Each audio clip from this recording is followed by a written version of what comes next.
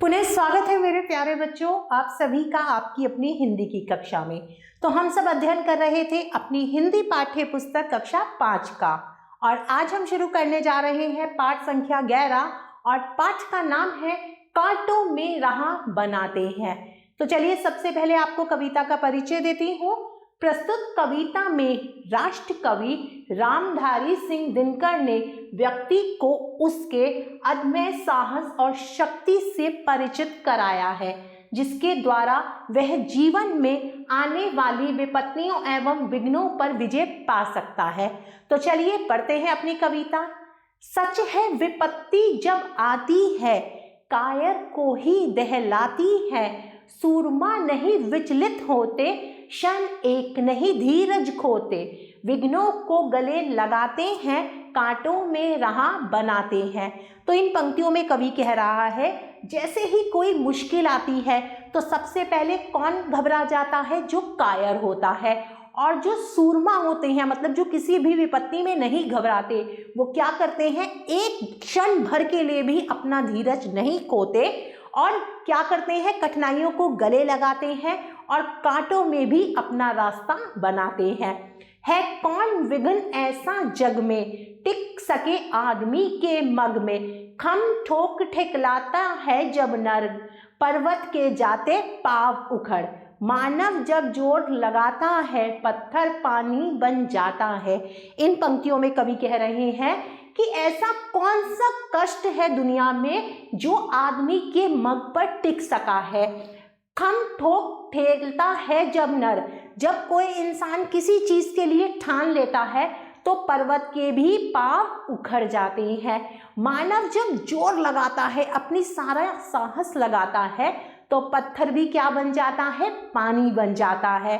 गुण बड़े एक से एक प्रखर है, छिपे मानवों के भीतर। मेहंदी में जैसे लाली हो, वर्तिका बीच उजियाली हो। बत्ती जो नहीं जलाता है, रोशनी नहीं वह पाता है।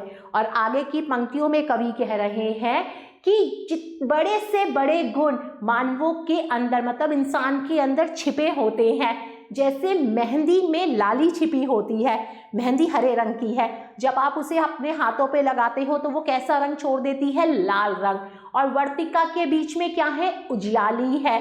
और जो बत्ती नहीं जलाते उनको रोशनी नहीं मिलती। तो यह कविता रामधारी सिंह दिनकर द्वारा लिखी गई है, और इस कविता से हमें यह शिक्षा मिलती है, अपने भीतर निहित अद्भुत शक्ति का सदुपयोग करना चाहिए। आगे बढ़ते हैं।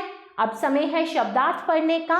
पहला शब्द है विपत्ति। इसका अर्थ है मुसीबत, विघ्न, बाधा।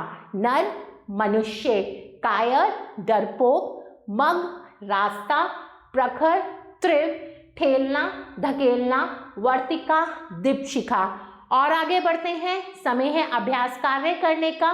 सबसे पहले हम करेंगे प्रश्न संख्या 4। सही कथन पर सही तथा गलत कथन पर गलत का चिन्ह लगाइए। विपत्ति कायर को ही नहीं, सूरमा को भी दहलाती है। यह कथन गलत है।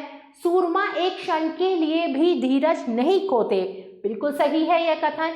मानव के भीतर गुणों का अभाव है। बिल्कुल सही। कायर कभी विचलित नहीं होते हैं। यह कथन गलत है। आगे बढ़ते हैं प्रश्न संख्या 5 की तरफ। सही उत्तर पर सही का चिन्ह लगाइए। विघ्नों को गले लगाते हैं कौन? सूरमा। विघ्न किसके मार्ग में टिक नहीं सकते हैं? मानव के। कायर को दहला जाती है विपत्ति। कैसे लोग धीरज नहीं खोते? सूरमा। कवि ने किसे गुणों का भंडार बताया है? मानव को। प्यारे बच्चों, कैसी लगी आपको यह कविता? आशा करती हूँ आपको यह कविता बहुत अच्छी लगी होगी। हम पुनः फिर मिलेंगे, तब तक के लिए आभार।